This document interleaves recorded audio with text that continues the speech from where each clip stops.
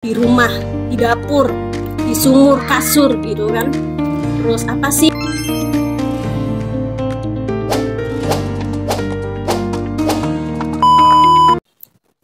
Halo semua sahabat literasi, Assalamualaikum warahmatullahi wabarakatuh. Ketemu dengan saya Vivi Lutfia. Saya akan membahas atau mengulas, mereview tentang buku perempuan yang sedang saya baca ini. Ini kebetulan karya teman saya. Judulnya Perempuan, Agama, Stigma, Cita-Cita. Kalau membahas tentang perempuan tuh pasti seru banget ya. Kompleks. Perempuan tuh banyak apa ya? Hal-hal yang kayaknya perlu kita bahas, kita kupas tentang perempuan. Jadi buku ini menceritakan tentang perempuan dari sisi agama, stigma, dan cita-cita.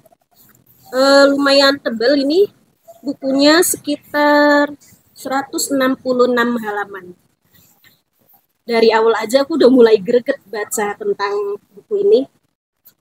Jadi di sini dia tuh membahas tentang bagaimana sih seorang perempuan berperan sebagai seorang perempuan itu, apalagi yang sudah menikah. Kadang kan banyak lika-likunya, menjadi seorang ibu rumah tangga, bisa menjadi seorang pekerja di luaran sana, dan masih banyak lagi. Dan perempuan itu tuh apa ya, banyak halangan, banyak rintangan.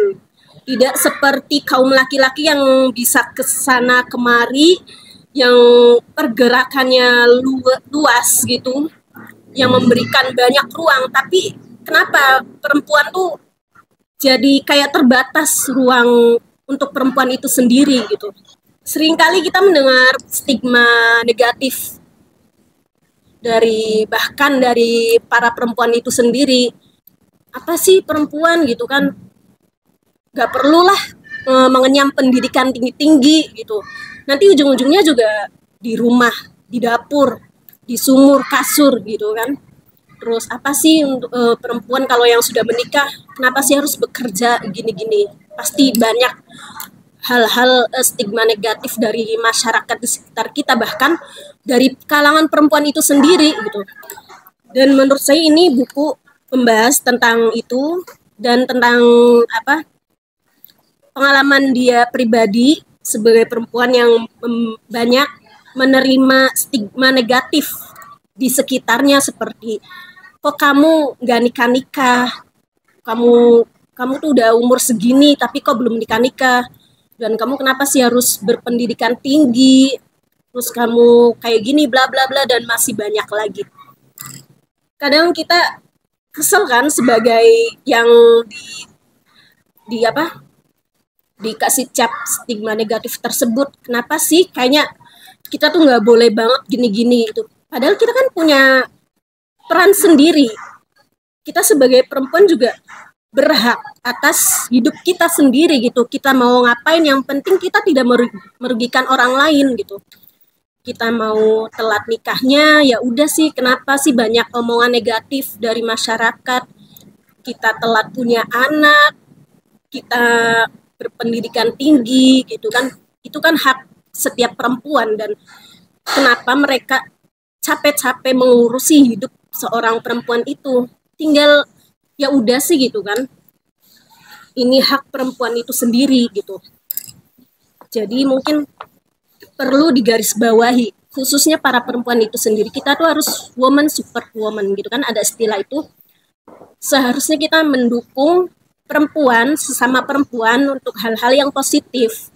Apalagi di zaman modern seperti ini gitu kan. Meskipun ya kita sekarang sudah mulai ruang gerak kita sudah tidak terbatas, sudah banyak para perempuan yang bekerja di ruang publik, meskipun ya ada juga yang masih ada halangan atau rintangan untuk tidak bekerja di ruang publik gitu. Dan terutama yang disoroti dalam buku ini terutama tentang kekerasan seksual. Sampai sekarang pun masih saja terjadi kekerasan seksual yang terjadi pada diri perempuan itu sendiri. banyak banget kejadian kekerasan seksual seperti pemerkosaan, kekerasan seksual secara fisik, verbal, dan lain-lain. Tidak hanya terjadi pada perempuan dewasa, tapi juga anak-anak. Dan mirisnya itu banyak sekali anak-anak yang mengalami korban kekerasan seksual. Jadi di sini dibahas kekerasan seksual itu banyak macamnya. Jadi di sini ada beberapa bentuk kekerasan seksual. Jenisnya itu ada 15 bentuk kekerasan seksual. Ada perkosaan, intimidasi seksual termasuk ancaman atau percobaan perkosaan, pelecehan seksual, eksploitasi seksual, perdagangan perempuan untuk tujuan seksual, prostitusi paksa, perbudakan seksual, pemaksaan perkawinan termasuk cerai gantung, pemaksaan kehamilan, pemaksaan aborsi, pemaksaan kontrasepsi dan sterilisasi, penyiksaan seksual, penghukuman tidak manusiawi dan bernuansa seksual, praktik tradisi bernuansa seksual yang membahayakan atau mendiskriminasi perempuan.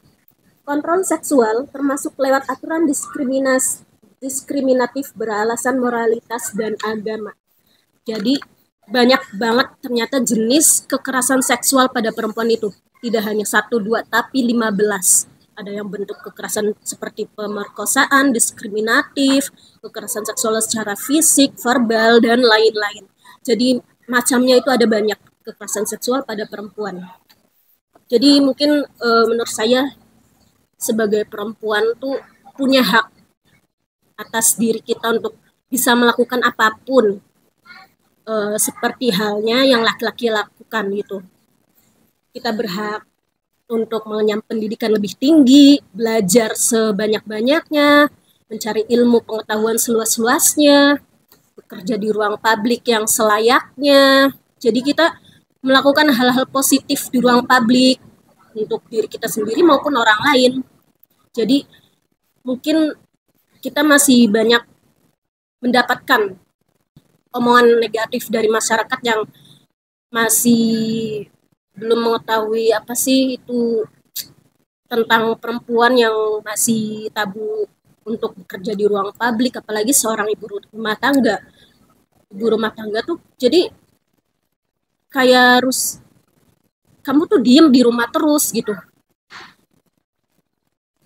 Mengurusi anak, suami. Enggak juga, tapi kita juga bisa atau berhak kalau atas izin suami kita bisa berkarya di luar atau di dalam rumah pun bisa, kita bisa berkarya melalui media sosial, dan kita juga bisa melakukan hal-hal positif yang sekiranya kita tidak melulu melakukan pekerjaan rumah di rumah terus berkutat pada hal-hal domestik gitu. Kita juga bisa berkarya di dalam rumah maupun di luar rumah selagi itu positif gitu. Apalagi dalam agama Islam itu sendiri, Islam itu sangat menjunjung tinggi perempuan, sangat memuliakan perempuan. Jadi Islam membuka kesempatan selebar-lebarnya bagi perempuan untuk meniti karir, sebagaimana laki-laki juga diberi kebebasan untuk mengembangkan diri. Perempuan juga diperbolehkan untuk bekerja, mengembangkan seluas-luasnya keahlian dan kemampuan yang dimiliki. Jadi Islam itu sangat menghargai, memuliakan perempuan dan orang yang mencari ilmu, tidak hanya khusus untuk bagi laki-laki, juga perempuan gitu. Jadi siapapun boleh untuk mencari ilmu atau bekerja, itu tidak sebatas hanya kaum laki-laki, tapi juga perempuan. Islam adalah agama yang mengakui hak individu dan sipil perempuan. Islam adalah agama yang melindungi hak-hak perempuan. Jadi sekali lagi kita khususnya sebagai perempuan untuk woman support woman, mendukung para perempuan yang melakukan hal-hal yang positif, terutama kita tidak menjudge seenaknya, kita tidak menghakimi bagi seorang perempuan atau seorang ibu yang memilih untuk bekerja di luar, atau memilih hanya sebagai ibu rumah tangga saja, atau memilih untuk berpendidikan tinggi, silakan saja, itu hak perempuan itu sendiri mau memilih seperti apa. Tinggal kita mendukung untuk hal-hal yang positif gitu. Oke, sekiranya segini ulasan dari saya tentang perempuan, yang mana perempuan tuh banyak mendapatkan predikat yang tidak baik di masyarakat sampai sekarang pun masih mendapatkan banyak stigma negatif di kalangan kita, khususnya di kalangan perempuan itu sendiri, di sekitar kita, dan kita mulai untuk bisa bangkit, mungkin untuk bisa saling mendukung satu sama lain kepada sesama perempuan itu sendiri. Oke, Assalamualaikum warahmatullahi wabarakatuh.